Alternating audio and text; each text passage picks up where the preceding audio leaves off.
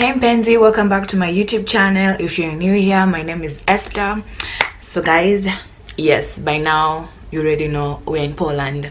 Thank you so much for the love you guys gave me on my previous video. The love was real. Thank you so much guys for your prayers. Thank you for your kind words. I really do appreciate it. Now, yes, everything was going very well. Everything was going very well, to be honest, until shit happened.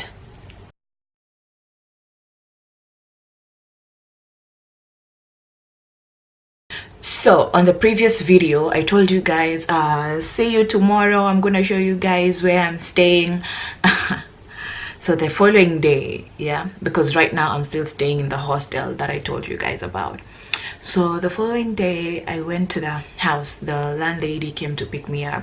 We went to the house. It's actually like 1 minute away from here. It's just after a corner and you're there, yeah.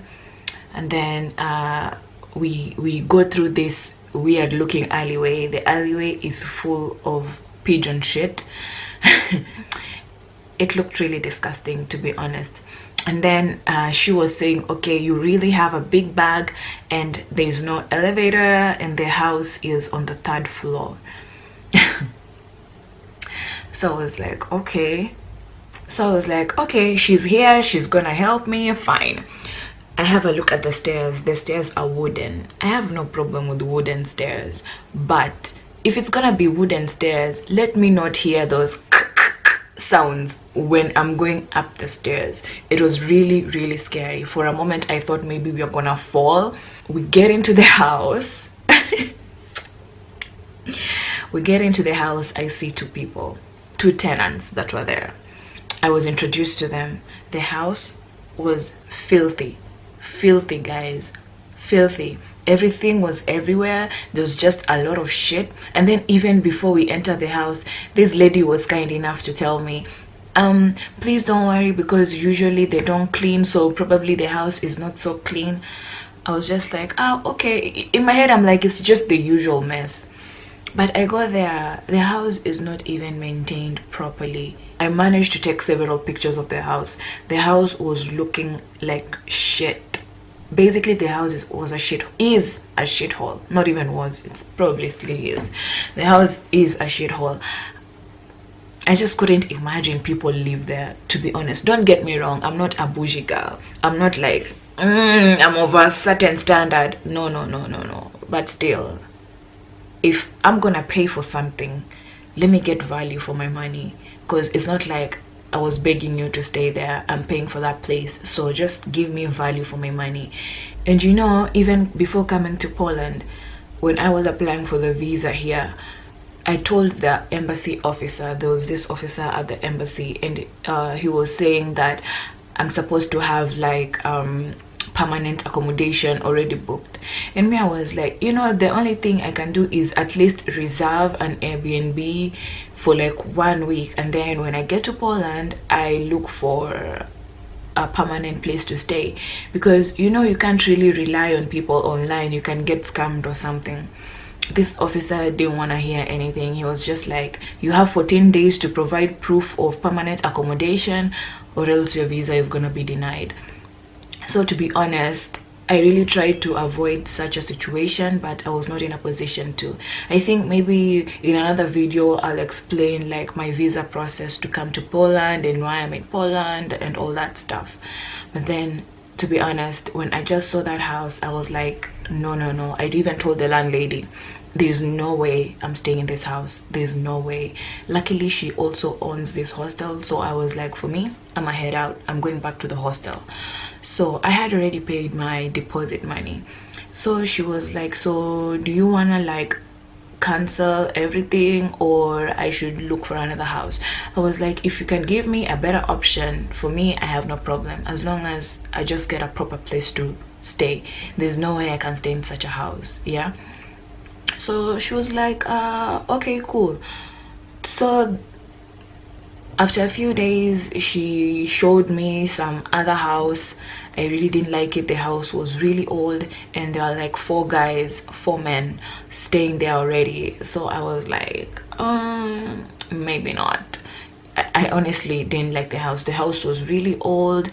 The kitchen didn't have a microwave. The kitchen didn't have an oven. At least the pots that were there, I don't even know when they were last used. You know, a house full of men, they don't really cook, they don't really care about anything. So for me, I was like, no, there's no way I'm staying in this house. So I told the landlady, since I had paid you 1,500 zlotys for my deposit, maybe that money should cater for the stay that I'm at your hostel. Then she was like, I can only tell you to stay at this hostel until 20th of February. I was like, why? Because I've paid you a lot of money anyway and I don't want to lose my deposit. Then she started saying, if you want, you can go to the police because I offered you 2 accommodation places and you refused. So in my head, I'm like, first of all, probably the police don't even speak English, and then I'm a foreigner here. The police is not gonna hear me. Like, dude, when I was paying you, the police weren't involved, so why do you want to involve the police now, you know? She was like, no, you already signed the contract, blah blah blah. I don't know. I was just like, you know what, fine. I spoke to my dad. My dad was like, you know what, just leave her alone, stay there until 20th. In the meantime, look for another accommodation. So luckily I found another accommodation, and I went and checked the house. The house is really cool. What was in the pictures was exactly what was on the ground. This time on the ground I quite different. So the house is really nice. It's a room in a shared apartment. There are like 7 people there, but the house is really big. Everyone has their own room. The kitchen is nice, clean. The bathroom big, spacious, clean as well. And my room has a balcony. That's something that I really wanted. My room has a balcony, you know, fresh air and stuff like that, because other houses that I had seen, the room is big but they have no balcony, so people are forced to like hang their clothes inside the room, so the room kind of has like a funny smell inside it. I was like, no, I can't stay in such a room. I need a room that has fresh air coming in and out all the time. So thankfully I found accommodation, and I'm gonna be moving out of this hostel on the 20th. Yeah, so I'm 2 weeks old in Poland. Yeah, that's the only hiccup I had, accommodation. Oh my god, I was so stressed out when I came. I managed to sort out everything. Everything is gonna be fine. All I can say is that these embassies just need to understand that there's some cases where it's beyond our control, and we are really trying to avoid such situations, so they really shouldn't put us in such situations, to be honest. Yeah, for me, I think it's the embassy's fault, because everyone is out here trying to make a living. So I think it's the embassy's fault, because they forced me into this situation. I knew something like this would happen. I just had a feeling, but there's nothing I could do about it. Also, I want to say that I'm gonna be uploading my videos on Sundays, every week on Sundays, because during the week I'm busy with work, so I'll only be able to like film on Saturday, edit, then upload on Sunday. Yeah, so every Sunday 9 a.m. Kenyan time, you guys will be able to see the video.